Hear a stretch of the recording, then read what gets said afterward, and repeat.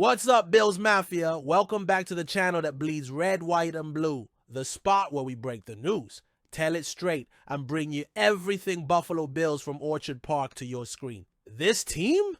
They're not done building. The front office is working every single day to perfect this roster. Whether it's the draft, free agency, or tough contract calls, the goal is simple. Bring a Super Bowl to Buffalo, and 2025 might just be the year.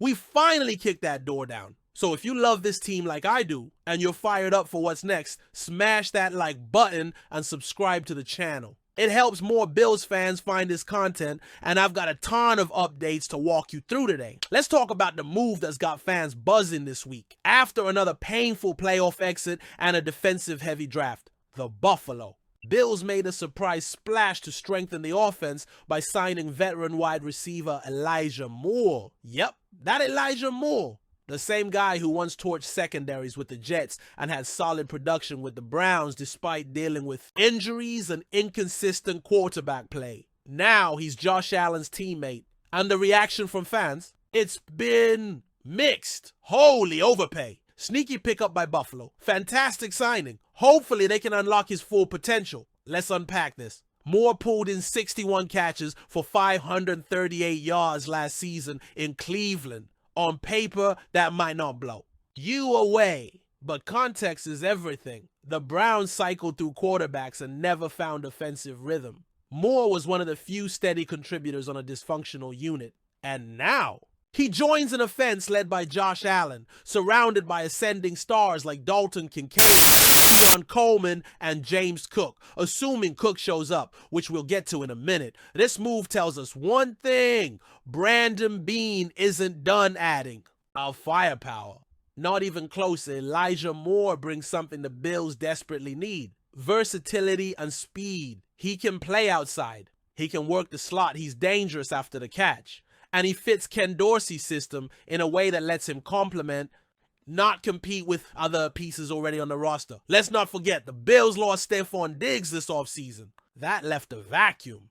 Coleman, the rookie, will need time. Kincaid is going to see more volume. But Moore? He's NFL ready. He gives Buffalo a proven option that doesn't cost a premium draft pick or a huge trade. He's also playing for a contract. So you better believe he's coming in hungry. Now not everyone is thrilled with the team's strategy, especially when it comes to the 2025 NFL Draft. ESPN's Mel Kiper Jr. came out swinging. He criticized the Bills for going heavy on defense, saying not taking a receiver until number 240, Caden Prather, was curious. He also added that the first 5 picks being defense-focused was only the second time in modern Bills history. That's happened. In Kiper's words, Josh Allen's unit didn't improve this month. And yeah, on the surface, you might feel that. You didn't get a big-name WR early. But here's the thing. Buffalo's offense already ranked second in the NFL in scoring last season with 30.9 points per game. Only the Detroit Lions were better. So the front office clearly believes in the core they've built. And maybe they think Moore plus Coleman is enough to keep the offense dangerous. Now, let's shift gears because there's another story developing. And this one could affect everything. James Cook, coming off back-to-back 1,000-yard seasons and leading the NFL in rushing TDs last year, is still without a contract extension. And he didn't show up to voluntary workouts. We've now heard directly from GM Brandon Beane, who told Tyler Dunne of Go Long, "You'd love everyone to be here." But James is working. He's training down in South Florida. He's competitive. He knows he has to show he's still that guy if he wants that payday from us or someone else. Translation? Cook's not getting that $15 million per year. Not yet, at least. Beane made it even clearer when asked about paying RBs long term. He mentioned that only a few guys deserve top-tier deals. Names like Saquon Barkley, Christian McCaffrey, and Derrick Henry. Cook thinks he's in that class. The Bills don't. That's the standoff. This is where things get real. Cook is playing a dangerous game. He's betting on himself, hoping another dominant season pushes his value through the roof. But the NFL is cold, especially the running backs, even elite ones. Beane knows the math. The league is devaluing the RB position across the board. At the same time, Cook knows his worth in this system. He's the perfect complement to Allen's play style. He takes pressure off the QB, can catch passes, and gash defenses for big gains. if he walks after 2025. The Bills have Ray Davis and others waiting, but replacing Cook's production? That won't be easy. The Bills are making a calculated gamble. They're saying, we want James Cook this year, but we're not overpaying, prove it again. Cook, meanwhile, is saying, you've seen what I can do. Pay me what I'm worth. This could go one of three ways. Cook shows up, plays great, and gets paid next offseason. Cook underwhelms or gets hurt, and Buffalo moves on. Cook holds out longer or becomes a mid-season trade topic if things sour. No one's saying it out loud yet, but it's all on the table. So let's recap. The Bills added a veteran playmaker for Josh Allen in Elijah Moore.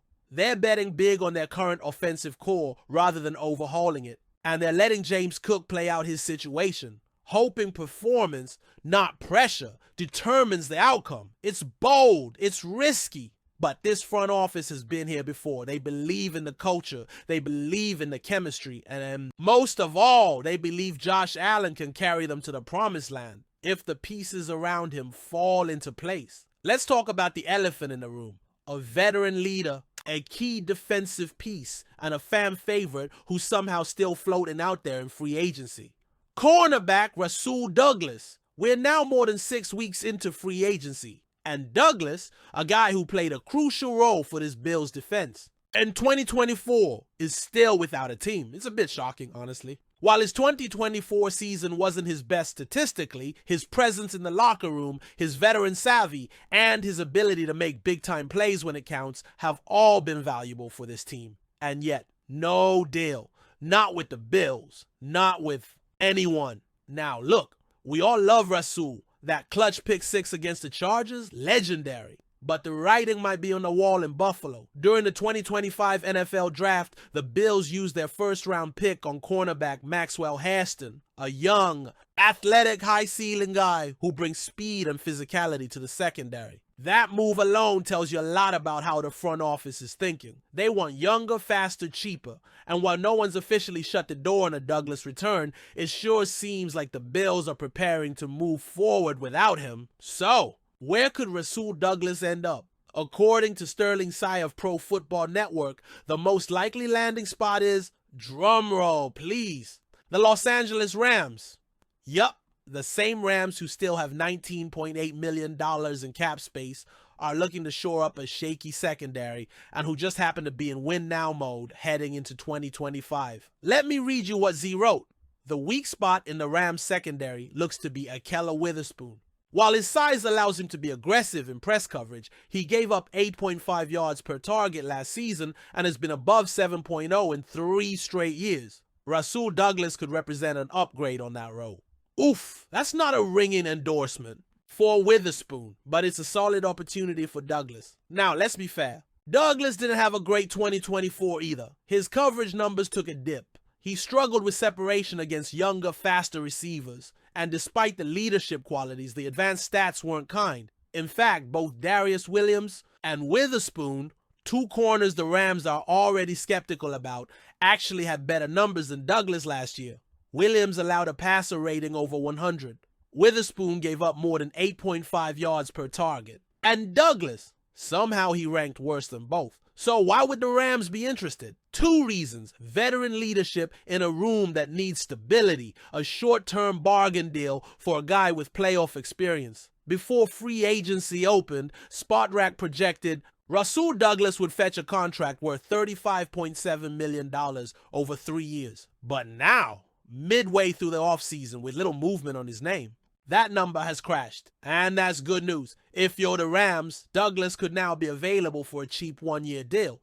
Maybe around $4 to $6 million just to see what he's got left in the tank. It's the kind of low-risk signing contenders love to make in May or June. Alright, let's bring it back to Buffalo. If Rasul does sign elsewhere, whether it's with the Rams or another contender, what does it mean for this Bills defense? Here's the breakdown. Maxwell Hairston likely becomes CB2 opposite Christian Benford. Kaiir Elam gets another shot to earn meaningful reps in the rotation. Taron Johnson remains your nickel anchor. Cam Lewis and a few undrafted guys round out their depth chart. And listen, there's talent there, but experience? That's going to be a question mark heading into training camp. Say what you want about Rasul, but when he was on the field, even during an off year, he knew the system, trusted the coaching, and made plays when it mattered. So the real question is this: are the Bills betting too much on youth?